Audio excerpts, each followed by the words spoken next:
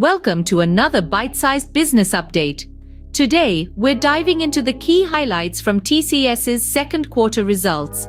A notable uptick is seen as net profit climbed by 8.7% year-on-year, reaching a robust Rs 11,342 crores. Revenue from operations wasn't far behind, with a 7.9% year-on-year rise, hitting Rs 59,692 crores. This growth was fueled by a strong performance in the BFSI, retail and CPG, and manufacturing sectors.